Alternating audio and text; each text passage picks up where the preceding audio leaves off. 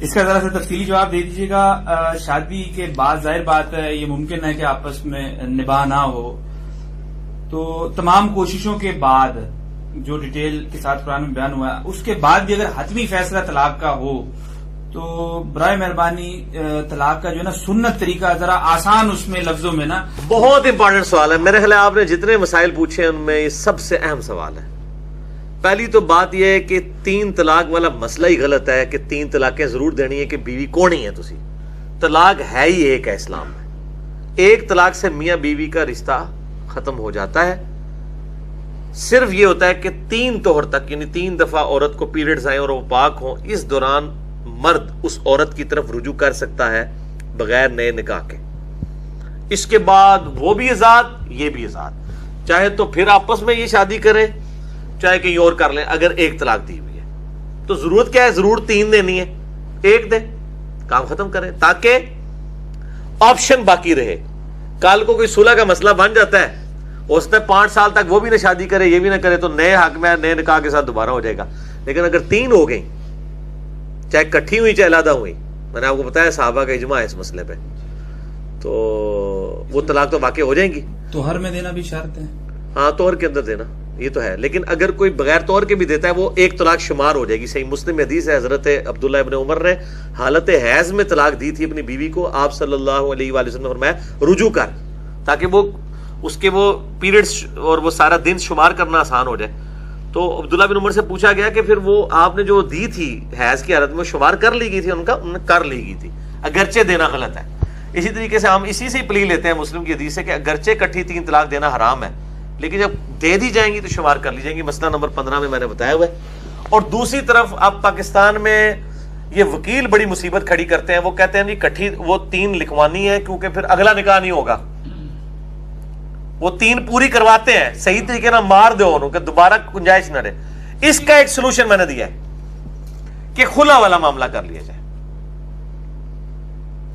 اگر عورت خلا لے لے خامد سے اور خامد طلاق نہ دے بلکہ خلا ڈکلیئر ہو عدلیہ کی طرف سے، تو خلا اگرچہ 3 طلاق کے ایکویلنٹ ہوتا ہے لیکن وہ طلاق نہیں ہوتی، تو وہاں پہ رجوع ہو سکتا ہے کیونکہ مرد نے طلاق نہیں نہ دی، عورت نے خلا لیا نا.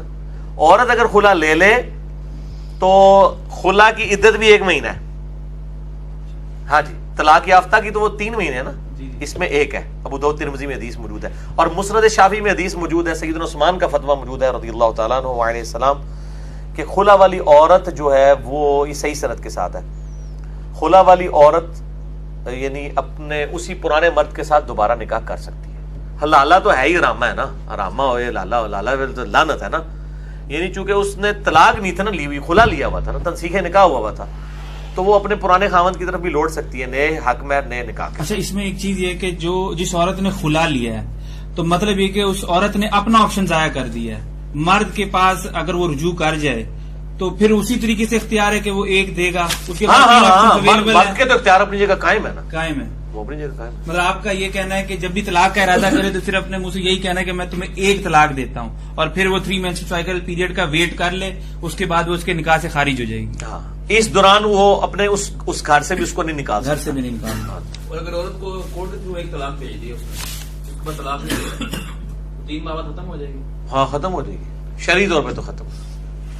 اگر 3 ہو گئی پوری کیا اس کے بعد ساری عمر نہیں وہ کر سکتا شادی دوبارہ؟ 3 کے بعد دوبارہ تو اس سے شادی نہیں ہو سکتی، الا یہ کہ کوئی آٹومیٹکلی لالا والا معاملہ ہو جائے، آٹومیٹک کہ وہ کہیں اور کرتا ہے وہاں نہیں نبھتی ہے، وہ خامد مر جاتا ہے تو پھر واپس آ جائے. یہ چیلنج ہو جاتی ہے کہ اس کو میں نے 1 طلاق دی شادی کیسے کر لی دوبارہ؟